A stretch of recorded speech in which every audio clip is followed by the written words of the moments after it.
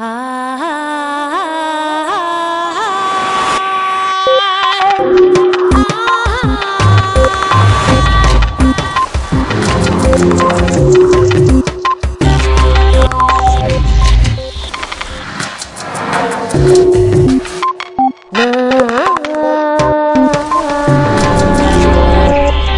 edades tempranas, la recompensa funciona mejor que el castigo.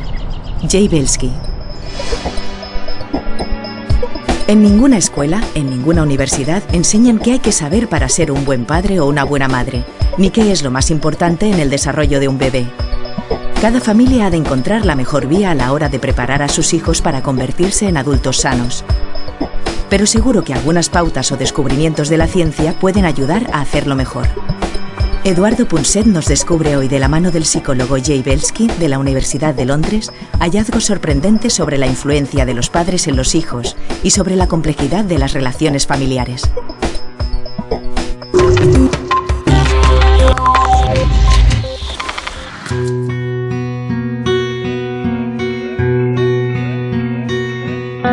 Mira, el primero cuando lo tuvimos, que lo comentábamos los dos, lo habíamos tenido y yo decía, qué mala madre, porque claro, decía, un hijo es lo que más se quiere, ¿no? Y yo aquello, en el primer momento no tienes yo no tenía la sensación esa de decir, Dios mío, lo que me han dicho, un hijo es lo que más se quiere, pues sí, muy emocionada, mira qué cosa tengo, pero esa sensación de quererlo, de decir, Dios mío, daría la vida por él, no, yo decía, qué mala madre soy, ¿no? Y esto te va pasando, ¿no? Conforme pasan los días y cada día piensas, no lo puedo querer más, ¿no? Pero sí, cada día lo quieres más. Y con ella ya sí que lo sé porque ya tengo otro, ¿no? Y ya sé lo que es tener un hijo, ¿no?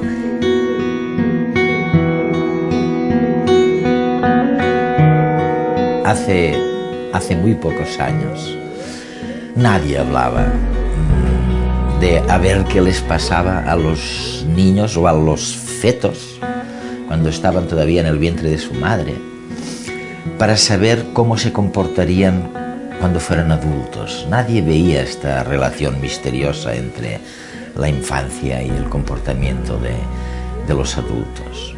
Jay, una de tus grandes contribuciones, Jay, a este debate, a esta reflexión universal, tiene que ver con la necesidad de tener en cuenta no solo a las madres, sino a las madres y a los padres, y no solo la relación con los niños, sino las interrelaciones en las propias familias. De modo que, al fin y al cabo, lo que sugieres es que las cosas son mucho más complicadas de lo que pensábamos. Es verdad, ¿eh? Bueno, de hecho sigue siendo la gran pregunta. Nadie se dio cuenta de que cuando se añadía un padre a una familia, de modo que ésta tenía una madre y un padre, se creaba otro tipo de relación obvia, la de padre-madre, como existía la de marido y mujer. Pero se subestimó el impacto de esta relación en el desarrollo del niño, así como su impacto en la salud de los padres. Y lo que se creó al añadir al padre a la ecuación fue un sistema familiar mucho más complejo. En alguna investigación tuya demuestras que cuando los padres están ausentes, no están, sencillamente, las chicas tienden a empezar la pubertad, su menstruación, mucho antes que el promedio. Es verdad, ¿no? El hecho de que las relaciones durante la infancia podrían afectar el desarrollo físico y sexual, el momento de la pubertad en las chicas, ha sido un descubrimiento muy fascinante. Las mujeres tienen un sentido que las lleva a preguntarse, ¿va a ser precario el futuro? ¿Van a estar ahí los demás y voy a poder confiar? ¿Se puede confiar en los hombres? ¿Van a estar ahí cuando me haga mayor? Pero también como pareja, y todavía más importante, alguien que se vaya a implicar en el cuidado de mis hijos. La respuesta que reciben a estas preguntas parece que procede de su propia niñez y de la ausencia o presencia del padre. Es increíble. Y también de la calidad del padre. Y parece que cuando el padre no está presente o cuando la calidad de la paternidad no es demasiado buena, lo que las chicas aprenden, tanto consciente como inconscientemente, es: no puedo contar con él. Y esto biológicamente las lleva a madurar antes. Y te preguntarás, ¿por qué maduran antes? porque en cierto modo les permite salir y ver, ir más allá antes que las demás, ser más promiscuas con sus parejas y tener más niños y ocuparse de ellos peor, cuidarlos peor. Y tú me dirás, ¿y por qué querrían hacer esto? Y la razón es que si no puedes contar con los demás, sobre todo con los hombres, para tener 3, 4 nietos en el futuro, quizá tengas que tener más hijos. Sugieres, y por favor corrígeme si me equivoco, que el divorcio se transmite de una generación a otra. Bueno, hay muchas pruebas de que hasta cierto punto, no del todo, pero sí hasta cierto punto, el divorcio se transmite entre generaciones. Y la pregunta fundamental es, ¿por qué ocurre esto? En parte, tiene que ver con las expectativas de que los matrimonios no aguantan. Pero, ¿por qué esta ambivalencia es mucho mayor en el caso de las mujeres que de los hombres? Creo que una de las diferencias fundamentales entre hombres y mujeres, y es algo que perdemos de vista en el mundo moderno, es que el coste y el valor de cada niño es biológicamente mayor para una mujer que para un hombre. Los hombres tienen ilimitadas posibilidades de tener muchos hijos. Las mujeres, sin embargo, tienen un número mucho más limitado de posibilidades de tener muchos hijos, así que cada niño tiene un valor distinto, una psicología diferente que ha evolucionado de la mano de estas ventanas de oportunidad en lo que respecta a tener hijos.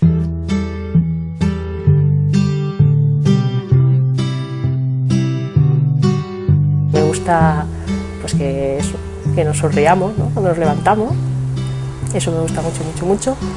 Me gusta prepararlo para ir a dar un paseo y contarle qué vamos a hacer, qué no vamos a hacer, ir al mar también, escucharlo, no sé.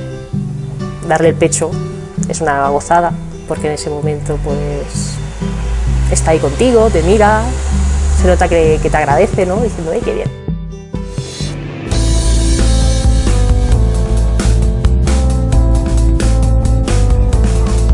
Cuando yo trabajo por la mañana se encarga mi marido totalmente de ellos, ¿no? O cuando él está por la tarde, pues voy yo, los despierto, los visto, dejo primero a mi hijo, que es el que tiene que entrar más puntual, y luego la dejo a ella, que tiene más flexibilidad. Y luego si yo estoy con ellos por la mañana, por la tarde tiene que estar mi marido, que ha trabajado por la mañana, los va a recoger al colegio, pasea con ellos, hacemos alguna actividad. Tengo claro que hasta que no pueda medio moverse, tenía que haber estado dentro de mi vientre. Lo que pasa que, bueno, por cuestiones evolutivas no ha podido ser, ¿no? Pero el primer año me necesita, es decir, es como si estuviera dentro de mí, pero bueno, los brazos, pues a lo mejor sentadito al lado mío, pero me tiene que ver, tengo que estar por allí, yo creo que es importante. Yo cuando tuve delante trabajaba, lo que pasa que luego, bueno, estuve en el paro un tiempo y aún así fue a la guardería, él siguió yendo, porque estoy muy contenta con la guardería y a él lo veía que disfrutaba y bueno, yo podía pues aprovechar para estudiar o para formarme mientras él estaba en la guardería, ¿no? Por eso tampoco me planteé que dejara de ir en ningún momento. A ellos les ayuda muchísimo, los hace muy sociables, están jugando, saben compartir, aprenden muchos valores en la guardería también. Igual en casa tenemos más vicios porque para que todo sea más fácil y hay cosas que te pasas por alto, ¿no? A la hora de comer, a la hora de dormir o... Allí no, allí van todos al mismo ritmo, ¿no? Y eso ayuda mucho en casa, la verdad que sí. Pero yo creo que sentir más ser madre, es decir, no tener que estar pensando, uff, tengo que preparar esto, tengo que preparar lo otro, es decir, no es mi ritmo y el que se adapte a mí, sino soy yo la que he tenido la suerte, por decir, porque es 100% del tiempo para él, de poder adaptarme. Mi trabajo son pocas horas las que tengo de presencia, pero sí que te lo planteas y tienes dudas y dices, ojo, ya no porque esté bien o esté mal, porque una guardería va a estar muy bien. Si está con alguien que le cuide, de la familia, pues también va a estar bien, está claro. Pero ya es el hecho de decir, bueno, él notará algo, nos echaremos de menos, lo que sea. Lo más difícil es combinar horarios. A partir de allí es acostumbrarse a las rutinas y saber que tienes unas obligaciones y ya está. Es que es eso. Lo más complicado, en nuestro caso al menos, es combinarnos para poder estar con ellos. Mi compañero trabaja bastantes horas y yo soy profesora, me gusta mucho. No me imagino estando a lo mejor 5 años sin estar unas horas dando clases, pero claro, a lo mejor no puedo seguir el ritmo que seguía hasta ahora. Pero un niño necesita horas para estar con él y sobre todo el primer año, ¿no? O los 2 primeros años quizás, ¿no? Hay mujeres que dicen, ¿no?, que o se echan las manos en la cabeza, ¿no?, cuando comentas que te vas a coger una media jornada o que vas a coger una excedencia o qué suerte que voy a poder estar un año entero, ¿no? No las entiendo, no las entiendo. Es que estar con tu hijo, no sé qué más suerte puedes tener.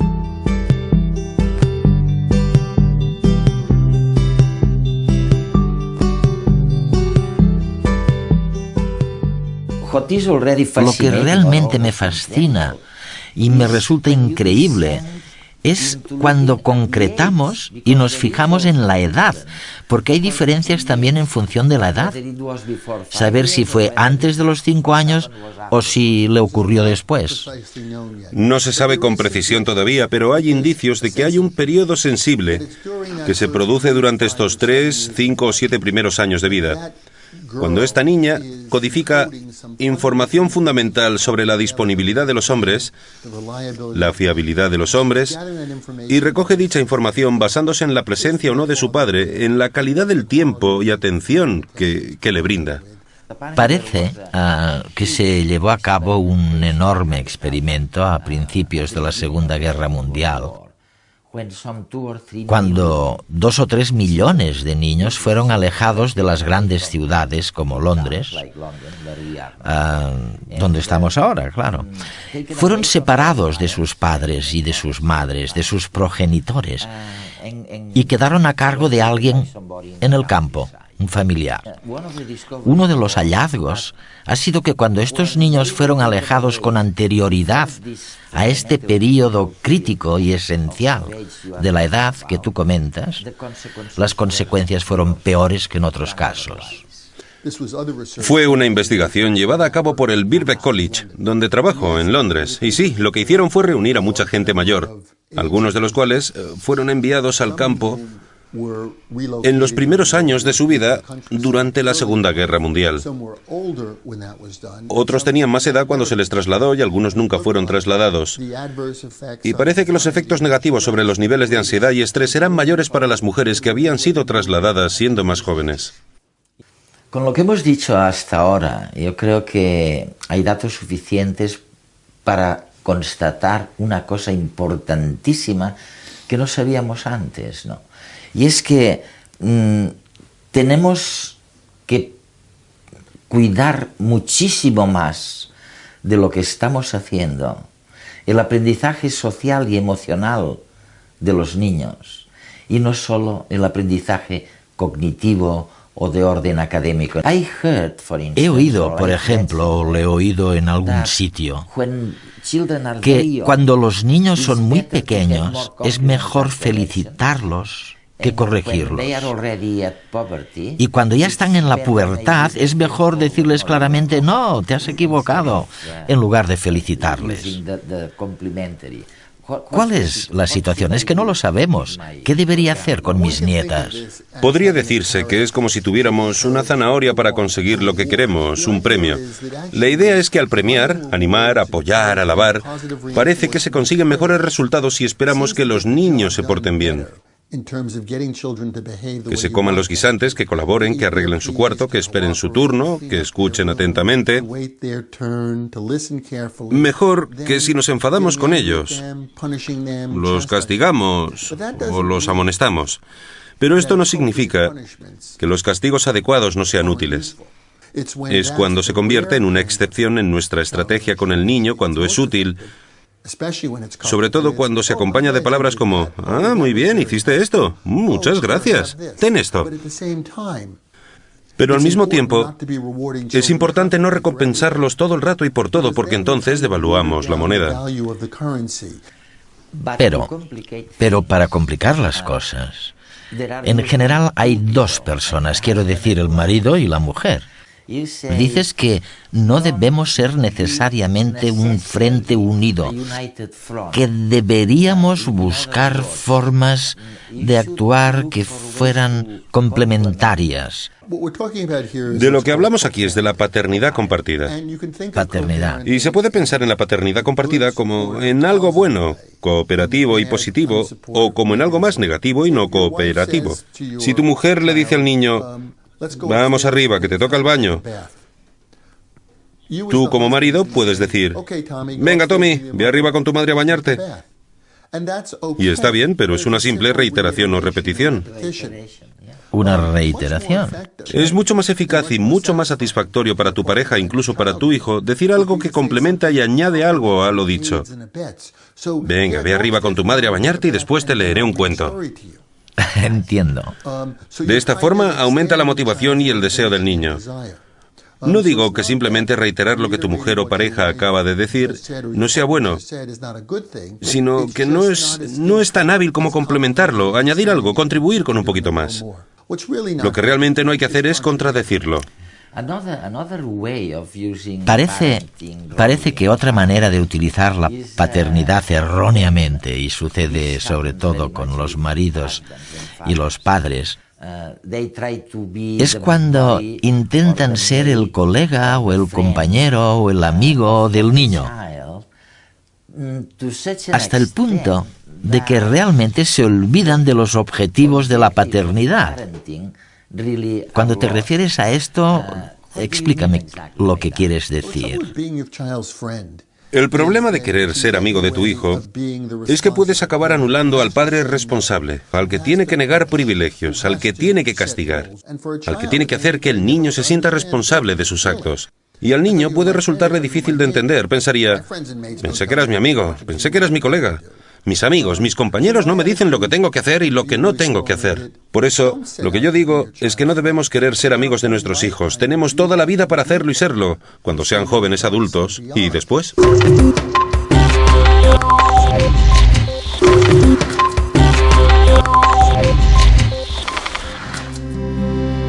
Hombre, miedo de esto, si se pone a llorar, como se pone por las noches, si no se calla, o si le pasa algo, o... Claro, entonces como no sabes, yo supongo que habrá que ir aprendiendo un poquito a medida que se vaya haciendo grande. No soy una madre perfecta, ¿no? A ver, nadie es una madre perfecta, pero creo que si tú le das mucho amor a tu hijo y, claro, fallarás, porque fallas con tu marido, fallas con tus padres, siempre fallas con todo el mundo, pero intentas entender sus cosas, sobre todo ponerte en su lugar, ponerte en el pellejo del niño.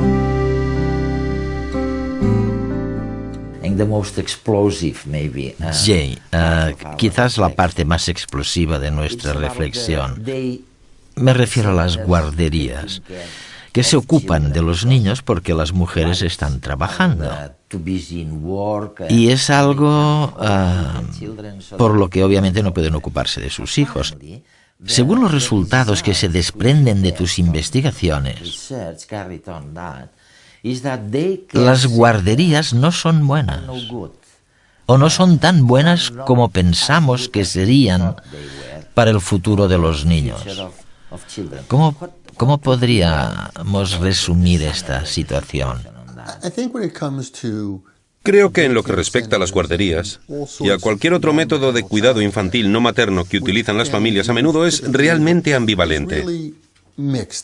Cuando el niño empieza a pasar muchas horas en este tipo de ambiente, en sus 3, 4 o 5 primeros años de vida, durante 30 o 40 horas por semana en la guardería, parece que esos niños son más agresivos y desobedientes cuando se hacen mayores.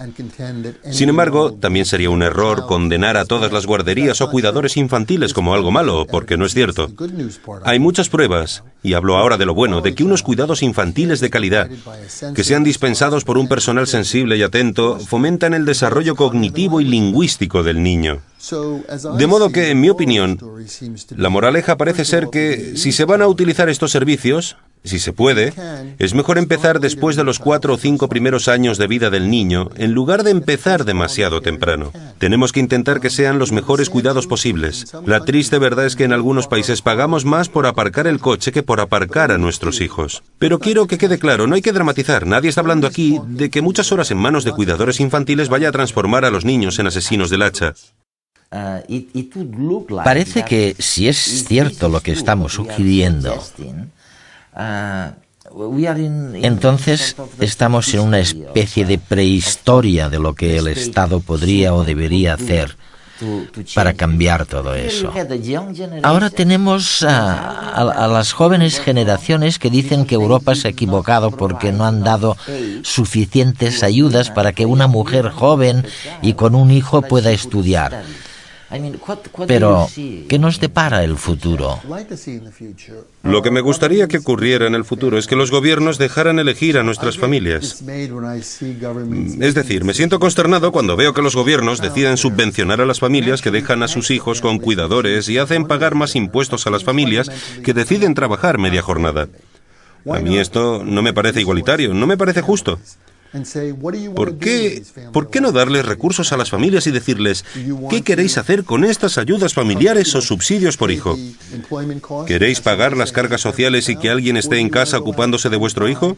¿O preferís salir y comprar algo en el mercado que se llama cuidador? Y al mismo tiempo, deberían asegurarse, de la misma forma que otorgan licencias a los restaurantes para garantizar que no sirven comida contaminada, deberían asegurarse de que las guarderías no contaminan a nuestros hijos.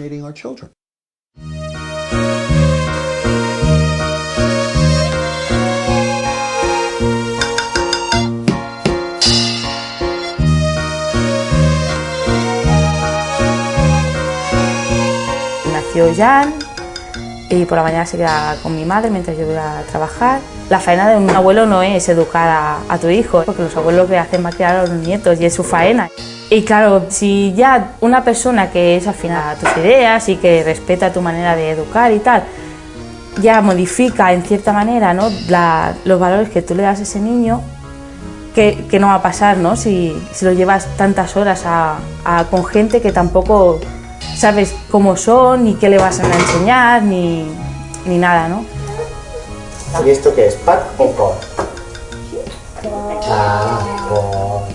Mis padres lo hacían un sistema bastante similar al escolar, ¿no? Pues teníamos los libros de texto igual que en el cole y hacíamos horarios pues igual. Parábamos un rato como si fuera el patio y después parábamos a la hora de comer y luego por la tarde nos poníamos otro rato.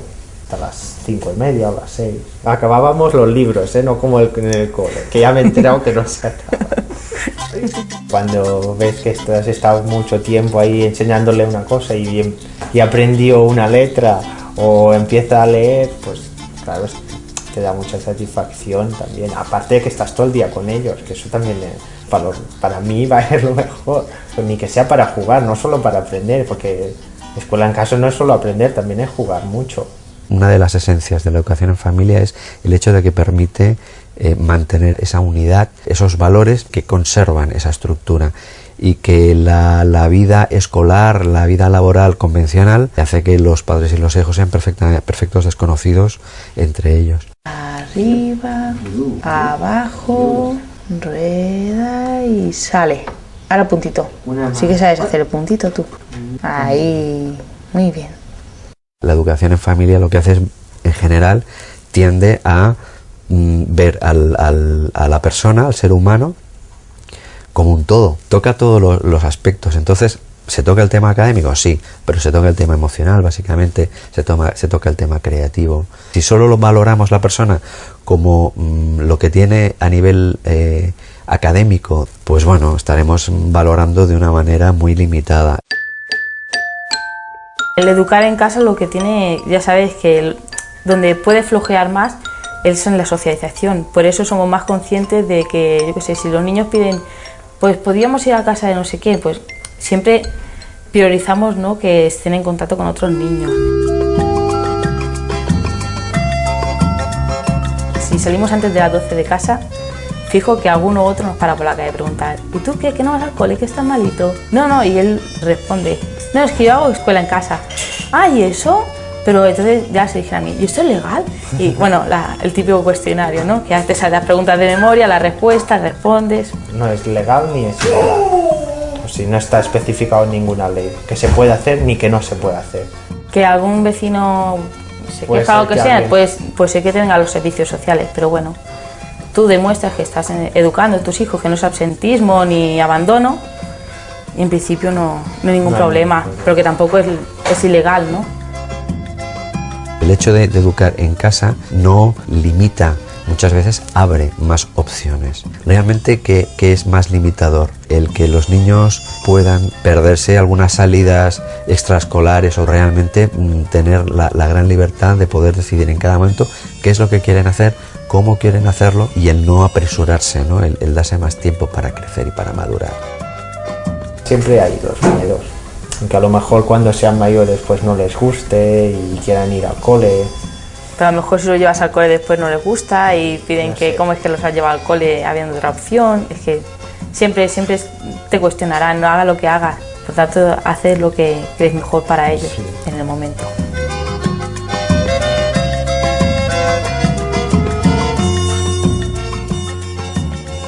Sabemos ahora que la familia es más importante que cualquier cuidador. Pero parece cada vez más evidente que todos los niños no responden igual a estas experiencias. De hecho, tiene sentido desde un punto de vista biológico y evolutivo. Y es cierto, tenemos pruebas que también mencionas en algún sitio. Es el caso de los orfanatos rumanos, que en una época fueron un lugar horrendo y cruel. Allí descubrimos que las carencias no afectaban por igual a todos los niños.